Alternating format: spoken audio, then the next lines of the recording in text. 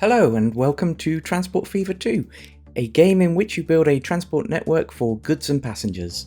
As I live in quite a boaty area, I'm going to be trying to make a mainly ship-based network. The first thing is to try and seed a map that has a lot of decent waterways at the beginning, because building canals is going to be pretty expensive. And I think this map looks good enough. It has a lot of industry, it has a lot of towns, and the waterways run mostly through the map, so I think we're good to have a look at the other options. Some of which are new, but I think we definitely want to go with European, and yeah, we'll just give it a go. Okay, so the first step on a new map is to have a look around and make sure I'm not going to accidentally dox myself with the towns that have been provided. Outside of that, we also want to start looking for any available connections that we can work with, particularly along the waterways, as I am trying to make a boat empire, and I think an oil baron is probably the best start. So what I'm going to do here is I'm going to put down a dock in the navigable waters, and because we're going to be transporting oil, probably want to make it a large one. We'll use the highlighting of the oil mine and refinery to identify how likely we are to get resources from them. And as you can see, the refinery is a little bit further away, so we'll have to give it a little bit of a road connection. Roads have different speeds, which at this point in time isn't that much of a problem. What is a problem though is our finances. We've already managed to spend $1.5 million on these two docks, and it's not even our money, it's a loan. Until we can start making some money back, I can't think of any way that we'd be able to repay that loan. However, I do think it's important that I have a nice place to live. So I'm going to plop my house down in Weymouth. I don't think I've ever been, but you know, I've heard nice things. Hopefully it's nice enough for a soon-to-be incredibly rich oil baron. Now that that's done, we can get back to the matter at hand, and we need to buy a dock so that we can start building our fleet of ships. The first ship we're going to want, obviously, is going to be an oil tanker. We can see that this ship carries oil. We can also see how much it's going to cost per year and the upfront cost. So let's purchase 2 of these ships, and then we can work on creating a line that they need to actually travel on. So we're going to add the 2 cargo docks and give it a useful name on the line, because when you've got a shed load of lines it's going to be difficult to keep tabs.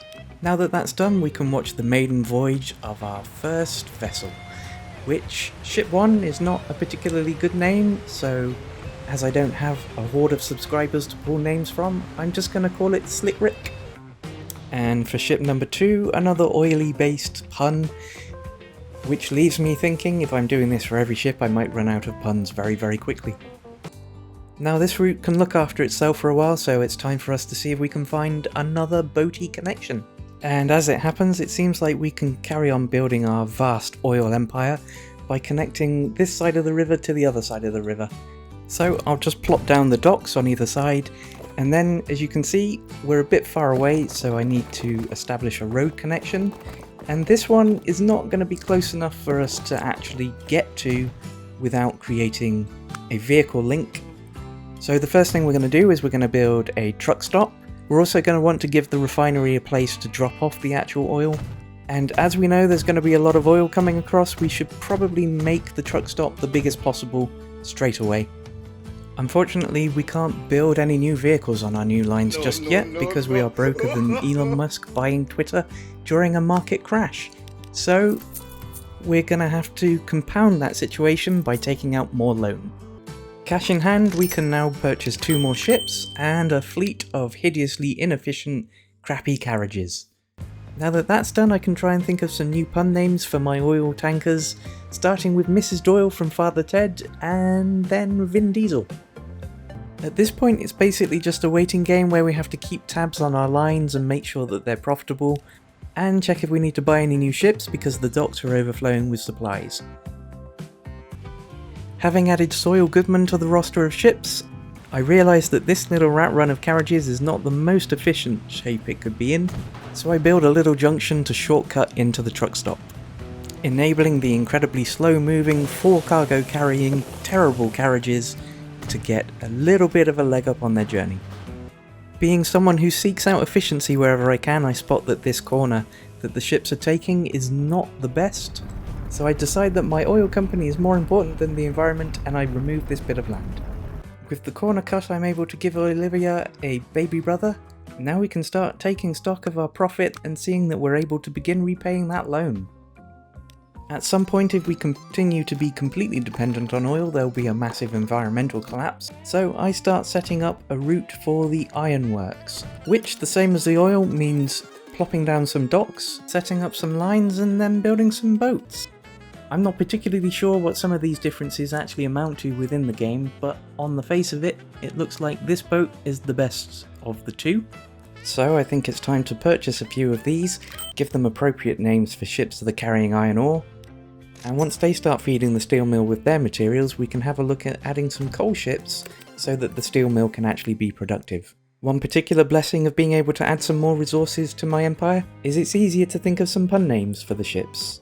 Now that we have both our coal and iron ships purchased, I think we have time to sit back and just relax and enjoy a nice boat ride.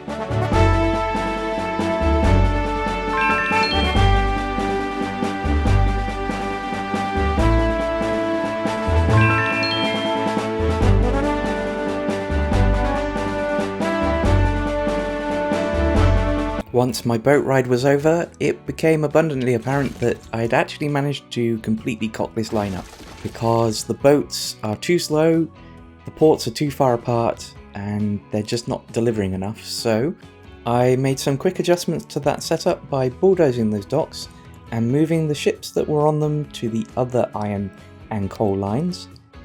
I think what this has shown me is that the idea of having an almost entirely shipping-based network is tenuous before we can really afford to dredge up canals, and before we have any bigger, better boats.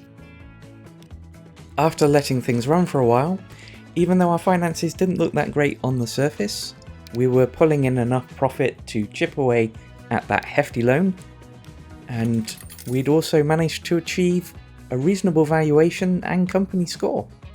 So it was time to start thinking about expanding into lumber. And we have a nice little setup here where we can take wood from this to this sawmill to be turned into planks, and then via a process of some sort of magic turn those planks into spanners. As per usual, we begin by establishing our ports either side of the river. However, the port for the sawmill ends up being just a little bit fiddly. The lower level of the water's edge means that the dock doesn't want to actually latch onto the sawmill building itself, so no goods would be delivered. You can see this by the way the building isn't highlighting white as I move the dock around its buildable areas. So I figure I need to use the landscape tool to trick it into working, and I end up accidentally ripping off Real Civil Engineer's thing by making a very efficient looking shape. However, it's still not good enough, as I guess the workers don't really fancy yeeting logs and planks up and down a cliff.